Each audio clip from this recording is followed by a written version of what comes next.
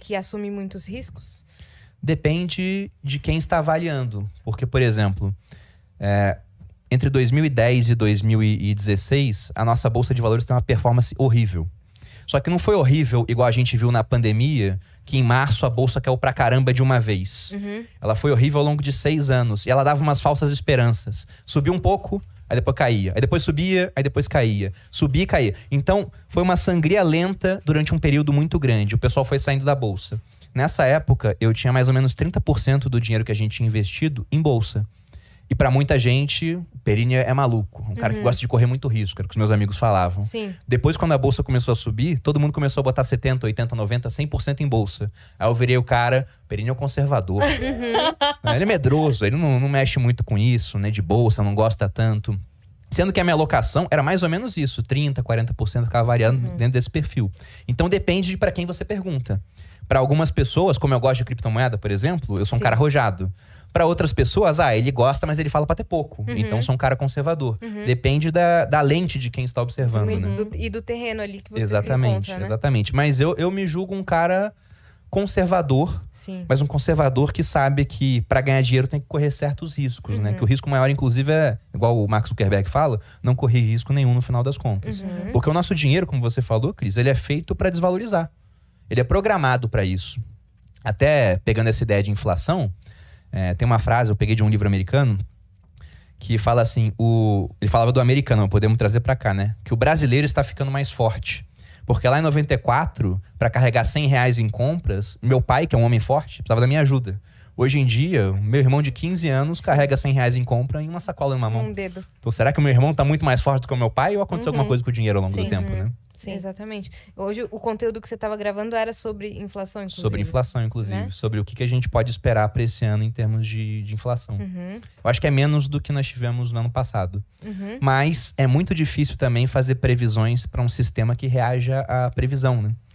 Porque se a gente aqui fosse discutir o tempo, fazer uma previsão de tempo, não que alguém fosse levar a sério uma previsão de tempo feita por nós, né? Mas o tempo não vai mudar porque a gente previu que vai chover. Agora, se a gente senta aqui e bota mais um pessoal influente no mundo das finanças e começa a fazer previsões sobre, por exemplo, o dólar. E fala, não, o dólar vai cair. Aí pode ter empresário assistindo isso e pensando, caramba, então quer dizer que o dólar que tá alto agora vai cair nos próximos anos. Aí, além disso, ele pode fazer o seguinte, ele olha lá e vê.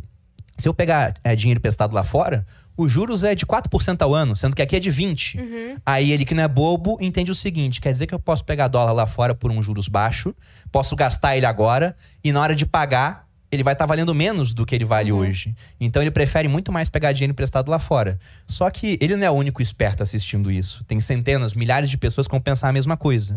E se todo mundo pega dinheiro emprestado lá fora, todo mundo vai precisar de dólar para pagar as dívidas depois. Então vai haver mais demanda por dólar, o preço do dólar pode ficar alto por conta disso. Sim. A historinha do falta tomate, né?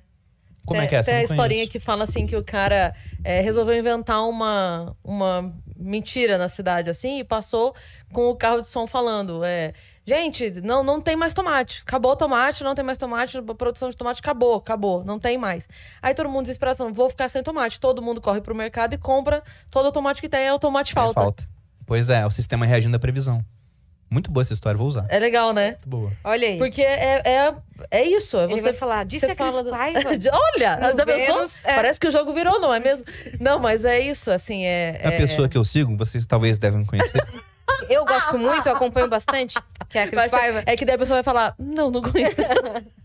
Vai sim, vai conhecer. Mas, eu ia perguntar alguma outra coisa que a gente tava falando, você falou de Bitcoin. Inflação. Porque na real, hoje, você tem o discurso de criptomoeda, do tipo, tenham, mas você realmente tem essa coisa, tipo assim, tenha pouco. Depende também de pra quem eu tô falando. Se você senta aqui comigo, Cris, e fala o seguinte, Bruno, eu sou uma pessoa que já tem minha vida resolvida, eu tenho um bom patrimônio e não preciso dele nos próximos 5 anos. Tá bem tranquilo. E eu tenho estômago pra aguentar a volatilidade do mercado. Porque é um mercado que, quando sobe, sobe muito.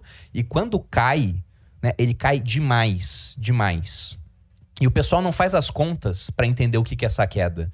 Porque eu já vi esse mercado cair mais de 80%. E o pessoal pensa, não, é super tranquilo, né? Isso de 2017 para 2018, que é 80%. Eu já vi cair 50% em um dia. E nessa hora, as convicções das pessoas são testadas. E aquele negócio, o mercado muitas vezes não cai simplesmente descolado da realidade. Ele cai porque o mundo está piorando. Durante o início da pandemia, por exemplo, a bolsa caiu muito. Mas por que ela caiu muito? Porque tinha empresa fechando. Sim. Ninguém sabia como é que seria o mês seguinte, ninguém sabia o que estava acontecendo ainda. Então, tinha gente que estava demitindo funcionário, Sim. tinha empresário que não sabia para quem ia vender. Então, esse cara, ele foi obrigado a vender em um momento muito ruim do ciclo econômico para ter dinheiro em caixa. Senão o negócio dele quebrava. Sim. Então, aí não ele é só... pelo que tá, né? Pois é. Ele vende pelo que dá. Pelo preço que tá. Então não é que o cara é burro, né? Porque todo mundo sabe, não é pra vender na baixa. Mas ele é obrigado a vender naquele momento. Agora, se você fala, não, se esse momento chegar, eu vou resistir. Primeiro porque eu já resisti antes. Você fala pra mim que já investe. Eu vou acreditar. Agora, se você fala pra mim, eu nunca investi, nunca passei por isso, eu quero ter 50% em criptomoeda, eu falo, você é doido, pô. Porque vai dar problema, com certeza. Então, por isso que, de maneira geral, eu gosto de falar, tenha, mas não tenha muito. Agora, casos específicos, eu tô com muito menos alocação de patrimônio em bolsa e tem bastante espaço para correr risco em criptomoeda, posso ter 10, 15, 20, eu vou dar minha opinião e talvez seja favorável a isso. Eu mesmo hoje, eu tenho mais de 20% do meu patrimônio em criptomoedas, meu patrimônio investido, melhor dizendo, em criptomoeda. Bitcoin? Não só Bitcoin, mas principalmente Bitcoin. Se eu for pegar a distribuição desse patrimônio, 90% seria Bitcoin, 5% seria Ether, que é a moeda da rede Ethereum, e os outros estão espalhados de um monte. Ether e as outras são todas altcoins. Né? Tá. Bitcoin é a primeira, e depois vieram as alternative coins, que foram as outras. E o Bax falou uma coisa aqui sobre o Bitcoin, que ele falou assim, ele sempre usa essa frase, né? Bitcoin não se vende, só se compra. E que, na verdade, não é uma moeda hoje mais para se fazer dinheiro. Não é para você... Porque assim, o que ele quis dizer, ela subiu. Sim. O que ela tinha que subir, valorizou. O que for subir agora vai subir todas juntas. Então, de repente, pode ter até alguma outra que, por ser mais barata, na valorização você consegue ganhar muito mais. Então, nessa subida vale mais a pena. A questão é, você acha que o Bitcoin é, de fato, onde... tipo assim, as grandes transições do futuro vão ser feitas em Bitcoin? Você acha que é o futuro da moeda? Eu não penso nisso assim. A minha tese do Bitcoin é que ele vai ser um substituto do ouro, por exemplo. Como uma reserva de valor. Então, se você pegar conflitos, sei lá, guerras napoleônicas. Isso tá até no Conde de Monte Cristo. Napoleão, ele assumiu o trono francês, virou um imperador, né? Veio a Revolução Francesa... Todo mundo sendo guilhotinado, inclusive os líderes da Revolução. A gente estava falando antes do podcast aqui sobre o cara que inventou a latrina, e o nome dele foi parar na latrina. Sim. O cara que inventou a guilhotina, né? Era o guilhotin, era um médico. Era uma maneira humana de matar as pessoas, né? Que bonita a mentalidade revolucionária, né? E aí, nessa revolução, devorando seus próprios filhos, o Napoleão, com 20 e poucos anos, virou comandante do exército, foi ascendendo e virou imperador. Dominou a Europa toda, depois tentou invadir a Rússia, tomou lá do Alexandre I um retorno e foi destronado. Ficou exilado numa ilha que era na costa da França, né, em Elba, e aí voltou.